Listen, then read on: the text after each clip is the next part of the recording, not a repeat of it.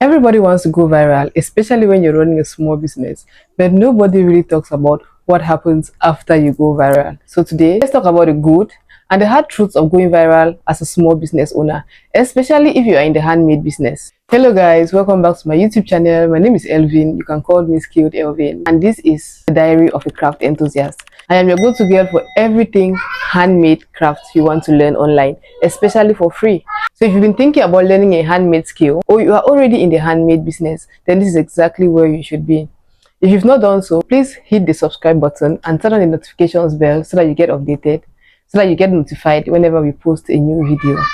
So today let's talk about going viral as a handmade small business owner. Of course, first, there is a good side of it. Going viral can be absolutely amazing. First of all, it gives you visibility. All of a sudden, people know you exist. They know your craft, they know your skill, they want to see you work, they follow you, your numbers are going up, and it's amazing. I remember the first time I went viral, it was 20K by the way, and I felt like I was above the roof because people started following, people started to see that I exist. So it's a wonderful feeling. We cannot even not talk about that. So first of all, it gives you visibility. Second thing that it does to you is what? Confidence boost. Seeing thousands of people appreciate what you made with your hands, it hits different. Because all of a sudden again, you feel like, finally people are seeing that my hands are magical. So your confidence like goes above the roof, because if you weren't doing something that good, people would not really see you. So it hits your confidence to another level. And then the third thing, it gives you opportunities. You start getting people wanting to work with you, maybe to collaborate with you, wanting to hear your story and stuff like that. So there are collaborations, there are wholesale requests, there are interviews. It might not even get as far as this, but I mean, maybe wholesale requests and even long-term growth. So yes, virality can hit different. I think these three main things are really things that like get us above the roof. Again, in my experience after my first viral video, a lot of people didn't know that a crochet bag artist exists in Cameroon. So they were like, oh my god, where have you been? People were asking questions, and I got an interview after my first viral video. So it was really, and like I said, it was 20,000 views and I was all over the place. So it really made me excited and all that. So I think visibility, confidence boost, and opportunities are three things that definitely come with being viral, which are amazing things by the way. But let's talk about the hard truths. First, sales. See, a video can go viral and you still get zero customers, as in you make zero sales. Yes, I mean this. Likes don't automatically turn into buyers. Followers don't automatically turn into clients. This happened to me, and I'll tell you my story. People can love watching what you do, people can love seeing what you do, but they're not ready to buy, and it is not their fault. They just love. That's why they came to social media. They came to social media to be entertained, and if what you do entertains them, they're going to like it and they're going to follow you. It doesn't necessarily mean that they're going to buy. Of course, they might eventually buy, but at that moment where your video goes viral, you can still make zero sales. This happens to me. I have a video in TikTok that has 1.2 million views.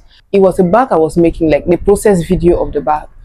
And when that video went viral, that bag laid on my shelf for more than 1 month. I think within the time the video was going viral, nobody bought the bag. Everybody appreciated the work. Oh, it's beautiful. Some even went as far as asking the price, but nobody gave an order for the bag. Nobody bought the bag.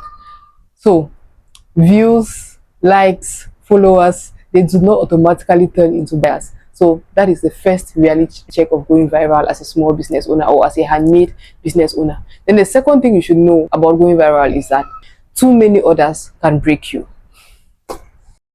And this is especially for handmade business owners. Handmade businesses are often one-person operations, one pair of hands, limited time, which means limited energy. And when orders come faster than you expected or faster than you can produce, you risk a few things. You risk burnout, you risk delays, you risk quality issues, and you risk unhappy customers. And once trust is broken, it's hard to rebuild.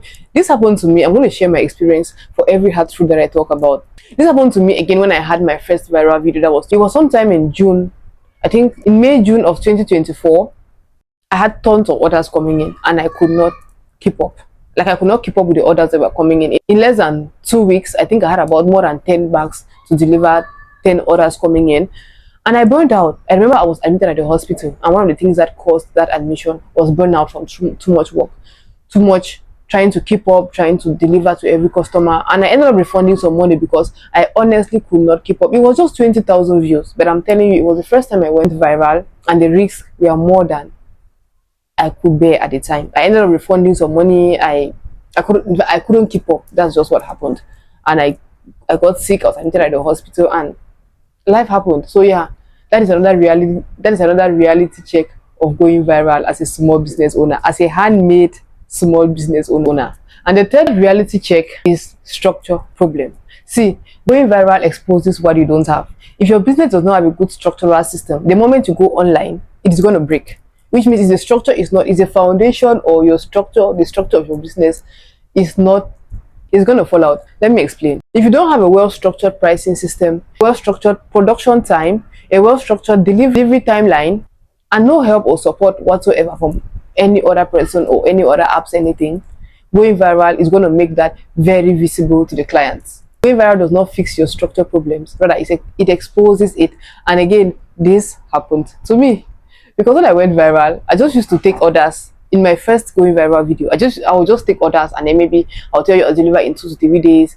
I talk to people. I didn't really have like a format of how I talk to people, or like what WhatsApp business does, that you have when you just I have it now, to the glory of God. I have it now, but then you just write me, and then you're asking something. I did not have a catalog at the time. I did not have well structured pricing systems. I did not have maybe delivery timelines. I will just guess maybe from how many orders I have at the time before I can tell you when I want to deliver, or stuff like that.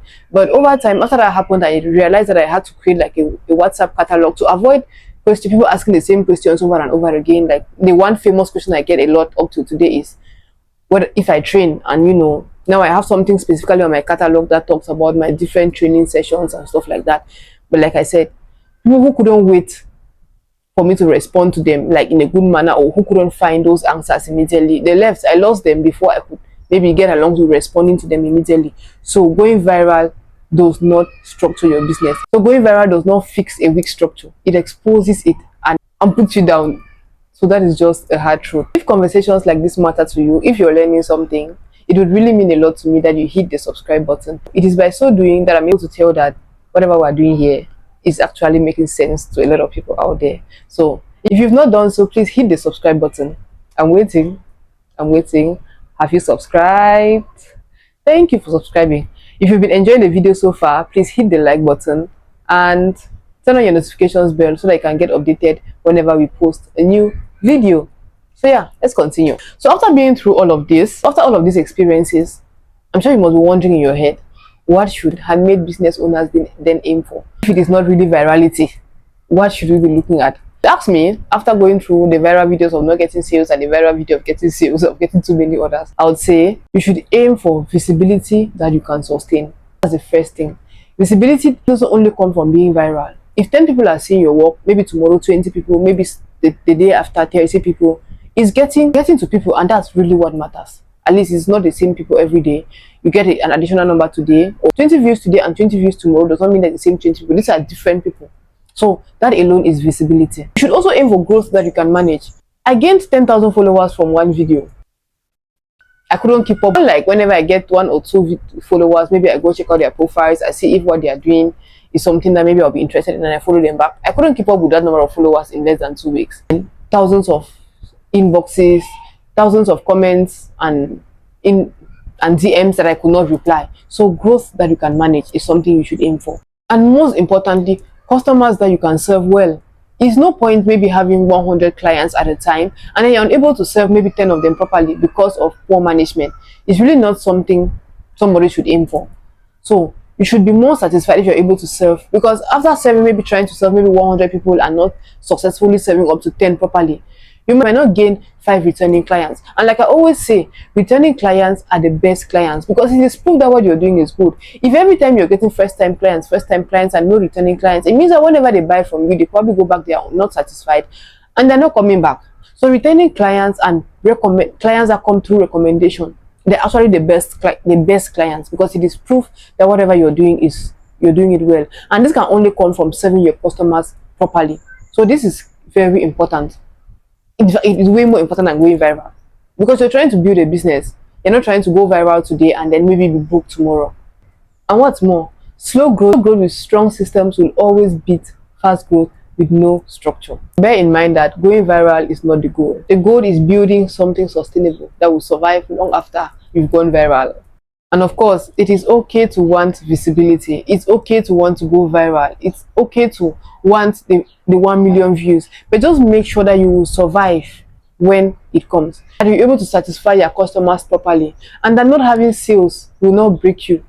And that having many orders will not break you. And also that your lack of system or your lack of structure will not break you as well. Just make sure that you are well rooted before the virality comes. Did I mention that if you're just starting out as a small business owner, you have not yet mastered the skill properly, please do not aim for virality, because again, it will expose what you don't have, it will expose what you have, it will expose everything about your business. So take your time to learn the skill, build the system, and let the attention flow after all of these things must have been put in place. I really hope this was helpful to you. If you're a handmade business owner trying to grow your brand without burning out, you are not alone. If you have any other questions about going viral or any question about running a handmade skill generally, I am your go-to girl. I also like to call this platform Skill School for Girlies. If you love the video one more time, make sure to like, subscribe, and hit the notifications bell whenever we post a new video. Comment anything that you need me to talk about or you want to hear from me again, and I will make sure to make a video about it. I like to call this place Skill School for Handmade Skills. That doesn't sound very nice. That doesn't sound very saying it is really hard. Skill School for Handmade Skills. So until next time, I am your DIY girly, Skilled Elvin, and I will see you in my next video. Toodles!